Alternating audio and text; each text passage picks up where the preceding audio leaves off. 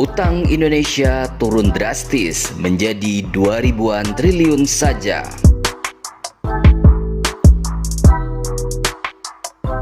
Utang luar negeri pemerintah Indonesia pada Juli 2022 melanjutkan tren penurunan drastis.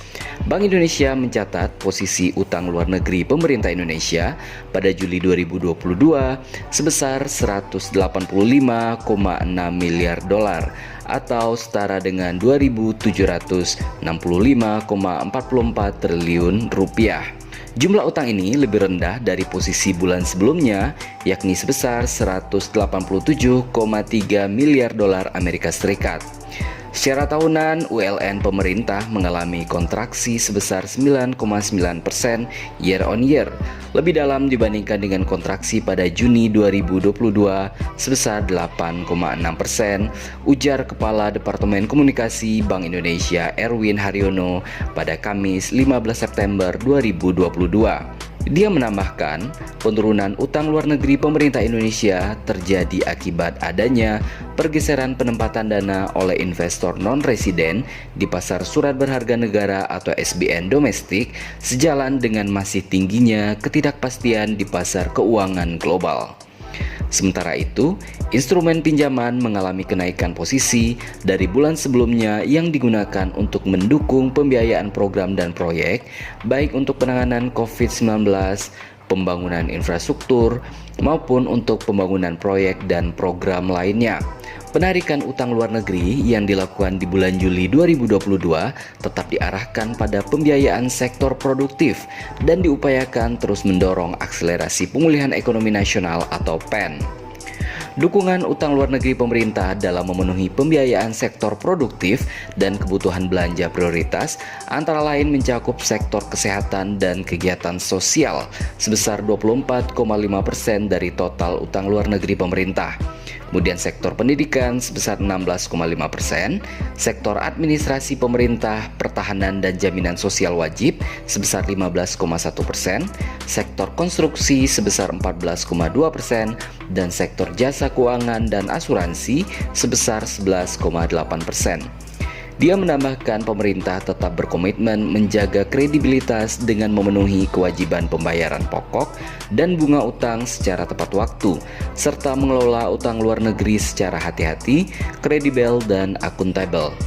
Posisi utang luar negeri pemerintah relatif aman dan terkendali jika dilihat dari sisi refinancing risk jangka pendek, mengingat hampir seluruhnya merupakan utang luar negeri dalam jangka panjang dengan pangsa mencapai 99,7% dari total utang luar negeri pemerintah. Sementara itu, menurut catatan Bank Indonesia, total utang luar negeri Indonesia yang meliputi utang luar negeri pemerintah dan utang luar negeri swasta juga mengalami penurunan drastis loh pada bulan Juli 2022. Kini utang Indonesia tinggal 5.962 triliun atau sebesar 400,4 miliar dolar Amerika Serikat. Dari 5 negara pemberi pinjaman terbesar kepada Indonesia, utang kepada Tiongkok adalah yang mengalami penurunan paling signifikan pada Juni 2022.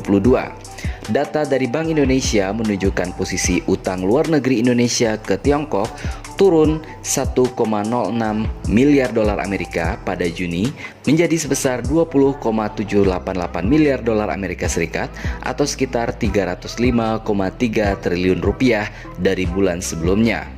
Tiongkok merupakan negara pemberi pinjaman terbesar keempat kepada Indonesia, di mana di atasnya ada Singapura, Amerika Serikat, dan juga Jepang. Sementara di urutan kelima ada Hong Kong. Utang luar negeri Indonesia ke semua negara tersebut mengalami penurunan meskipun tidak besar.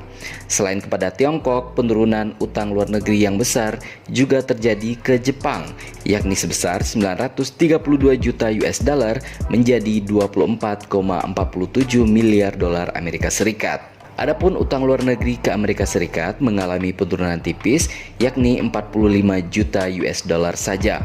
Meskipun demikian, sudah berkurang dalam 2 bulan berturut-turut. Sebelum mengalami penurunan, pada April lalu, utang luar negeri ke Amerika Serikat mencapai 34,9 miliar dolar Amerika Serikat, yang merupakan rekor tertinggi sepanjang masa.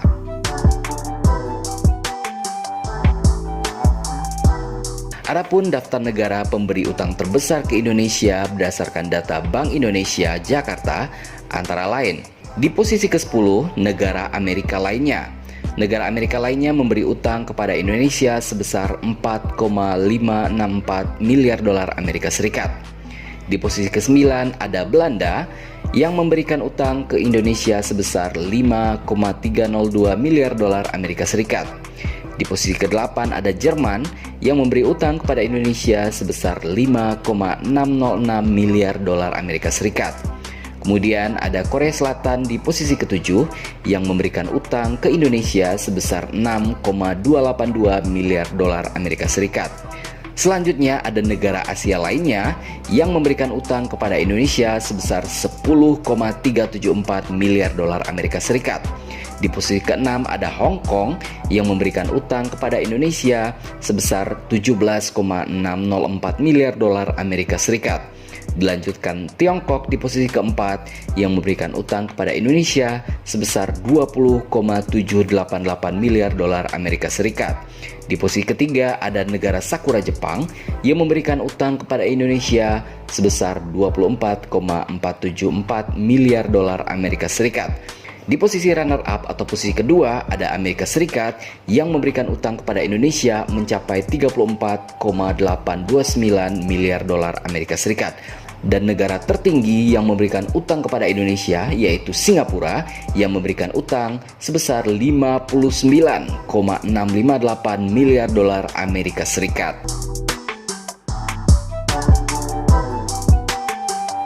Nah, dari data-data tersebut di atas, kita bisa lihat bahwa Indonesia bukanlah negara yang doyan berhutang, melainkan hutang-hutang yang dibuat di Indonesia mayoritas untuk tujuan produktif.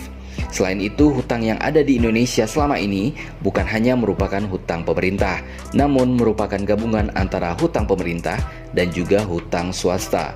Yang artinya hutang swasta bukanlah tanggung jawab dari pemerintah untuk melakukan pelunasannya.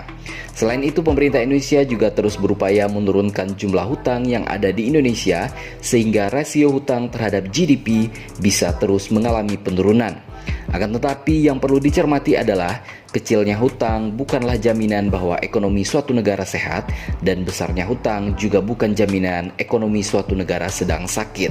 Semuanya kembali pada tujuan dari hutang tersebut dan bagaimana pengelolaan dari hutang tersebut, apakah untuk tujuan produktif ataupun tujuan konsumtif. Bagaimana menurut pendapat Anda?